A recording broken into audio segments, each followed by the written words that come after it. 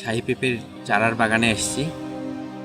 বিভিন্ন লোকজন আমাদের বাগানে এসেছে চারা সংগ্রহ করার জন্য। চলুন তাদের সাক্ষাৎকার নিই আমরা। আসসালামু আলাইকুম, আমার নাম মোহাম্মদ মোশাররফ হোসেন। আমার আসলে উদ্যোক্তা হওয়ার খুবই ইচ্ছা ছিল। এখন বিএসসি কমপ্লিট শেষে এখন চাকরির পিছনে না ঘুরে এখন নিজেই উদ্যোক্তা হওয়ার প্রচেষ্টায় আছি। আর বর্তমানে আমি শাহী জাতের যে চারাটা আছে এই চারাটা আমি কালেকশনের জন্য আসছি। আমি এর আগে মোটামুটি প্রায় 2800 চারা নিয়ে গেছি, আজকে 300 চারা নিয়ে গেছি। আমাদের থেকে যে আগে 2800 চারা নিয়েছেন ওই চারাগুলোর এখন কি অবস্থা? হ্যাঁ, আল্লাহর রহমতে মোটামুটি ভালো।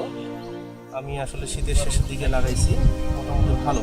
আমি এখন যে 300 চারা নিচ্ছি এটা আমি আসলে অগ্রিম চারা নিচ্ছি। অনলাইনে অনেক ভিডিও দেখছি পেঁপে চাষ সম্পর্কে, পাশাপাশি আমি অনেক কয়টা প্রজেক্টে ঘুরছি, তো দেখলাম এটা একটু লাভজনক একটা বিজনেস। তো শেখার জন্য বা উদ্যোক্তা হওয়ার জন্য একটু ট্রাই করতেছি এবার। দেখি এবছর কত পিস চারা নিচ্ছেন? 500 পিস। 500 পিস। মূলত হচ্ছে যে শাহীর কারণে এখানে আসা, আর প্রজেক্টে তো দেখলাম ওখানে আপনাদের ফলন যথেষ্ট ভালো আছে। যে কোনো পরামর্শ লাগলে আমাদের সাথে যোগাযোগ করবেন। আমার ডান পাশে ভাই ঠাকুরগাঁ থেকে আসছে চারা নেওয়ার জন্য। এর আগেও 2800 চারা নিছিল, আজকে 300 পিস চারা নেবে।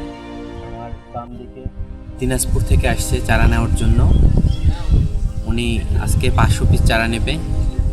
আপনারাও যদি শাহী পেঁপে চাষ করতে চান আমাদের থেকে চারা নিতে পারেন।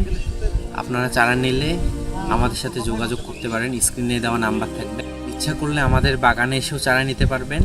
পুরো বাংলাদেশের যে কোনো প্রান্ত থেকে আমাদের থেকে চারা নিতে পারবেন। ভাই আমাদের আসছেন চারা নেওয়ার জন্য, নিজ হাতে বাছাই করে নিচ্ছে চারা নিজের পছন্দ মতো। এনারাও আসছেন প্রথমবার।